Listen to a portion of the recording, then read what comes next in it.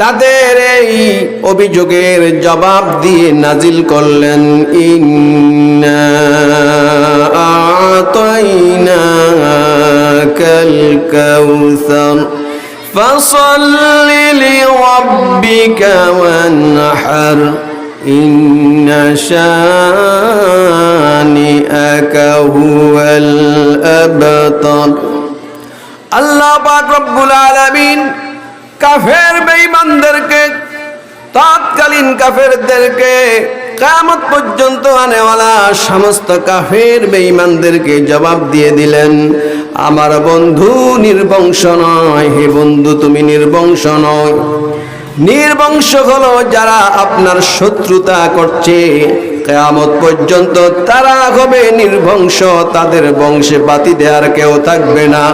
আমি আল্লাহ রাব্বুল আলামিন আপনাকে এমন উম্মত দান করব, কিয়ামত পর্যন্ত আপনার দ্বীন নামে, ইসলাম নামক ঘরের মধ্যে কিয়ামত পর্যন্ত বাতি চলবে।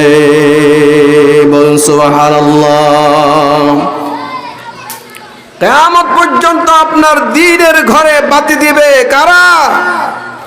আল্লাহ পাক বললেন ইন্না আ'তাইনাকাল কাউসার। কাউসার মানে হলো অধিক, কাউসার মানে হলো হাউজে কাউসার। দুইটা তাফসীর করা হয়েছে। কাউসার অর্থ হলো অধিক, কাউসার অর্থ হলো হাউজে কাউসার। আমি আল্লাহ রাব্বুল আলামিন আপনাকে অনেক দিয়েছি, অনেকের মধ্যে এক একটা নেয়ামত। একটি হলো মাকামে মাহমুদ। মাকামে মাহমুদ আমি আল্লাহ আপনাকে দান করেছি এবং আপনাকে হাউজে কাউসার দান করেছি। কিয়ামতের ময়দানে সমস্ত নবীগণ যখন ইয়া নাফসি ইয়া নাফসি বলতে থাকবে, ওই সময় আপনাকে আমি আল্লাহ ইয়া নাফসি বলাবো না, আপনি বলবেন ইয়া উম্মতি ইয়া উম্মতি। সমস্ত নবীগণ যখন পেরেশান থাকবে, নিষ্ঠি নিয়ে ব্যস্ত থাকবে, একমাত্র আমার আপনার প্রাণের নবী, আমার আপনার প্রাণের স্পন্দন মুহাম্মাদুর রাসূলুল্লাহ সাল্লাল্লাহু আলাইহি সাল্লাম নিজকে নিয়ে ব্যস্ত থাকবেন না, উম্মত নিয়ে চিন্তা করবেন, উম্মত নিয়ে চিন্তা করবে। এমন নবীকে যদি কেউ গালি দেয় আপনার খারাপ লাগবে কি লাগবে না? আরো জোরে বলেন, খারাপ লাগবে কি লাগবে না? কবি নজরুল বলেছেন খারাপ যদি না লাগে তুমি মুসলমান নও। কি বলেছেন কবি নজরুল? নবীর অপমানে যদি কাঁদে না তোর মন, মুসলিম নয় মুনাফিক তুই রসুলের দুশমন। আমার সঙ্গে বলেন মান সাব্বা নাবিয়ান ফাকতুলু, মান সাব্বা নাবিয়ান ফাকতুলু, মান বলেন মান সাব্বা নাবিয়ান ফাকতুলু। প্রাণের নবীকে গালি দিলে, প্রাণের নবীকে গালি দিলে তাদের ছাড় নেই আর কভু। মান সাব্বা নাবিয়ান ফাকতুলু, মান সাব্বা নাবিয়ান ফাকতুলু। যে নবীর ইজ্জত ওয়াফার ওয়াসিম, তিনি সাইয়্যিদুল মুরসালিন, রাহমাতুল লিল আলামিন, তিনি শফিউল মুজনিবিন। যে নবীর ইজ্জত ওয়াফার ওয়াসিম, তিনি সাইয়্যিদুল মুরসালিন, রাহমাতুল লিল আলামিন, তিনি শফিউল মুজনিবিন। বিশ্ব শান্তির প্রতীক তিনি, বিশ্ব শান্তির প্রতীক তিনি, মানবতার অগ্রদূত। মান সাব্বা নাবিয়ান ফাকতুলু, মান সাব্বা নাবিয়ান ফাকতুলু। যে নবীকে গালি দিবে তার গর্দানটা উড়াইয়া দাও। বিশ্ব নবীর বাণী। কার বাণী? বিশ্ব নবীর বাণী। জাহিলিয়াদার যিনি দূর করেছেন, সুশাসন প্রতিষ্ঠা তিনি করেছেন, নারীদের স্বাধীনতা তিনি দিয়েছেন, আলামিন উপাধি যিনি পেয়েছেন, এমন নবীকে গালি দিলে, এমন নবীকে গালি দিলে তাদের ছাড় নেই আর কভু। মান সাব্বা নবিয়ান ফাকতুলু, মান সাব্বা নবিয়ান ফাকতুলু। নবীকে গালি দিলে আপনার কি খারাপ লাগবে না? প্রতিবাদ করবেন তো ইনশাআল্লাহ। নবীর সামনে না হয় এই চেহারা নিয়ে দাঁড়ালে নবী শাফাআত করবেন না। নবীর দুশমনদের বিরুদ্ধে সোচ্চার থাকতে হবে, আর যেন অজান্তে নিজেই নবীর দুশমন না হয়ে যায়। আসুন, কাউসার দিয়ে আল্লাহ পাক কি দিয়েছেন? তারা বলেছে নবী কি নির্বংশ, নবীর বংশে নাকি বাতি দেওয়ার কেউ থাকবে না। ছেলে হলো বংশের কি? ছেলে বংশের কি? বাতি। কথা কয় না, ছেলে কি?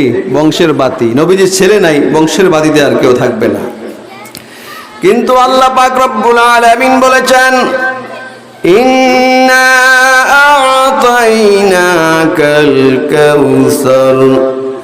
আদম থেকে নিয়ে ঈসা আলাইহিস সালাতু ওয়াস সালাম পর্যন্ত যত নবী এসেছেন, সমস্ত নবীর যত উম্মত আছে, সোয়া লক্ষাধিক নবীর উম্মত যত, আমার আপনার নবীর উম্মতের সংখ্যা তার ডাবল। বলুন সুবহানাল্লাহ। আমাদের নবীর উম্মত কত? আগের সকল নবীদের থেকে ডাবল, সব নবীর থেকে ডাবল হলো এই নবীর উম্মতের সংখ্যা। তাহলে নবীর উম্মতের এত সংখ্যা থাকতে নবীর ঘরে বাতি দিবে না, কথা কি হতে পারে? পারে না। এই জন্য আল্লাহ পাক রব্বুল আলামিন বলেছেন, সমস্ত নবীদের উম্মতের সংখ্যা যা হবে তার চাইতে ডাবল হবে আপনার উম্মতের সংখ্যা। আপনাকে আমি আল্লাহ অধিক পরিমাণ দান করেছি, আপনাকে হাউজে কাউসার দান করেছি। হাউজে কাউসারের পানি কিয়ামতের ময়দানে 50,000 বছর দীর্ঘ হবে হাসরের ময়দান। যে ব্যক্তি আল্লাহর নবীর উম্মতের খাতায় যার নাম থাকবে, আল্লাহর নবী বলেন, আমি নবী আমার উম্মতকে নিজ হাতে হাউজ কাউসার থেকে পানি পান করায়া দেব। সেদিন পিপাসায় বুকের ছাতি ফেটে যাওয়ার উপক্রম হবে, মাথা টকবক করবে, পা পুড়ে যাবে।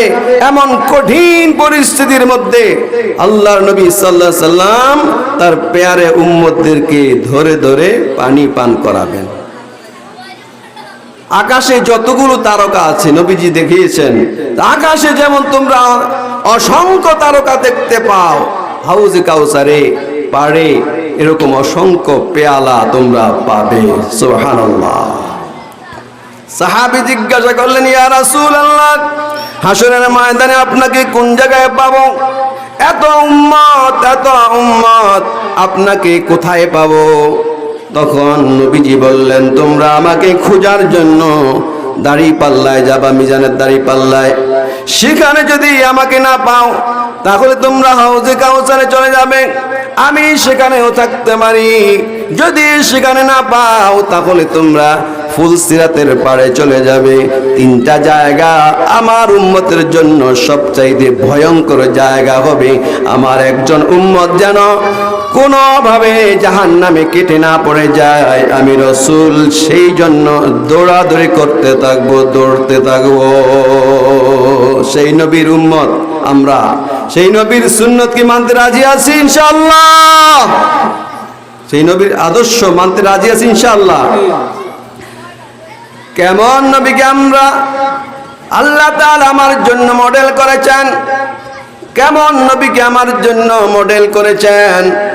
একজন মডেল, যুবকদের আইডল, নেইমার বা মেসি বা রোনালদো এক যুবকদের আইডল। দেখবেন আর্জেন্টিনা, ব্রাজিলের জার্সি তার আদর্শের সন্তানদের গায়ে শোভা পায়, আছে না নাই? হ্যাঁ, ব্রাজিলের আছে না, ভক্ত আছে না?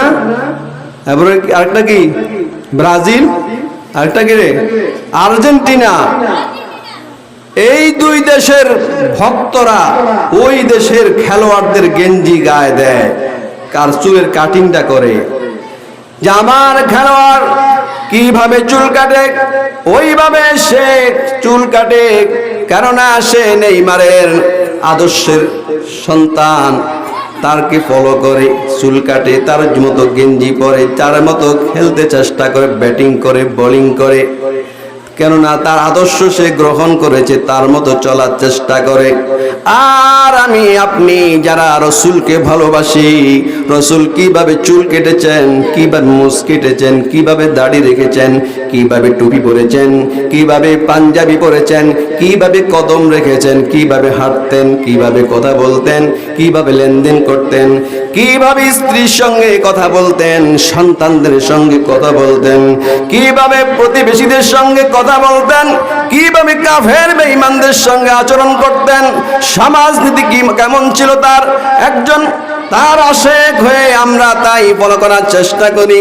তার রাষ্ট্রনীতি, পররাষ্ট্রনীতি, অর্থনীতি, তার সচিবালয়, তার সেক্রেটারিয়েট কিভাবে চলবে, তার আদর্শের সন্তানরা এই মহানবী সাল্লাল্লাহু আলাইহি সাল্লামকে আদর্শ মেনে তার মতো ফলো করার চেষ্টা করে।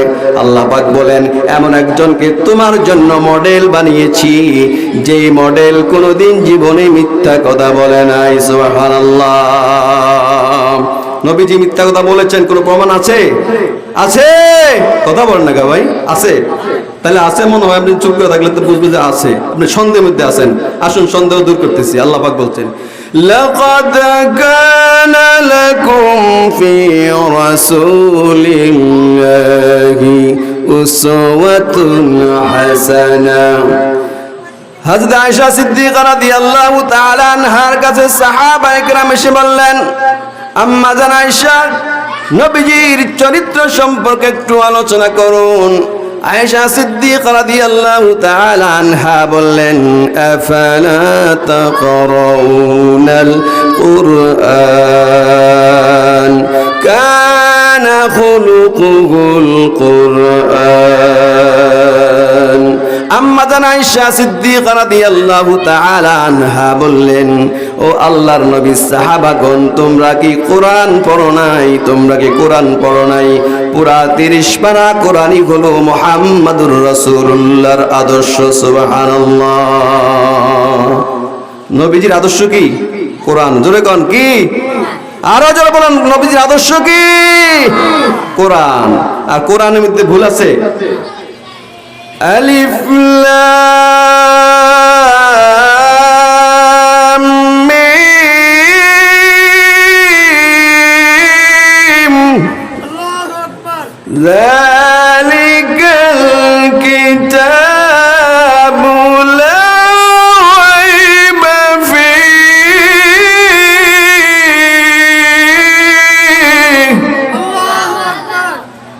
This is the book about which there is no doubt. The Holy Quran is the complete and balanced constitution of mankind. নবীজি বলেছে, আল্লাহ পাক বলেছেন, আমার কিতাবে ভুল নাই। বিজ্ঞানীরা বলেছে, রিসার্চ করে দেখেছি, কোরআনে ভুল নাই। সুবহানাল্লাহ বলবেন না? আল্লাহ বলেছেন, আমার কিতাবে ভুল নেই। এবং বিজ্ঞানীরা রিসার্চ করেছে, গবেষকরা রিসার্চ করেছে, কম্পিউটারে দিয়েছে, দিয়ে বলছে কোরআনের মধ্যে ভুল নাই। কোরআনে ভুল নাই তো নবীজির জীবনেও কোনো ভুল নাই। কোরআনের মধ্যে কোনো মিথ্যা নাই, মুহাম্মদ সাল্লাল্লাহু আলাইহি সাল্লামের জীবনেও কোনো মিথ্যা নাই। এমন একজনকে আল্লাহ পাক আমার মডেল বানিয়েছেন, তাহলে আমি কেন মেসির পিছনে যাব? কেন রোনালদোর পিছনে যাব? কেন নেইমারের পিছনে যাব? কেন আমরা Mao Tse-tung, Lenin, Karl Marx, Plato, অ্যারিস্টটলের পিছনে দৌড়াবো? এমন ব্যক্তির পিছনে আমরা দৌড়াবো যার পিছনে দৌড়িয়েছেন নেপোলিয়ন বোনাপার্ট, ডেভিড আর্কিট, Edmund Burke, doctor Gibbon, doctor Maurice Bucaille. এ সকল গবেষক, দার্শনিক নবীজির জীবনী পড়ে অভিভূত হয়ে তারা বলেছেন, কি বলেছেন জানেন? তারা বলেছেন মুহাম্মদ সাল্লাল্লাহু আলাইহি ওয়াসাল্লামের জীবনে কোনো ভুল নেই, তার জীবনে কোনো মিথ্যা নাই, এই জন্য তারা পড়ে নিয়েছেন আশহাদু আল্লা ইলাহা ইল্লাল্লাহু ওয়া আশহাদু আন্না মুহাম্মাদান আবদুহু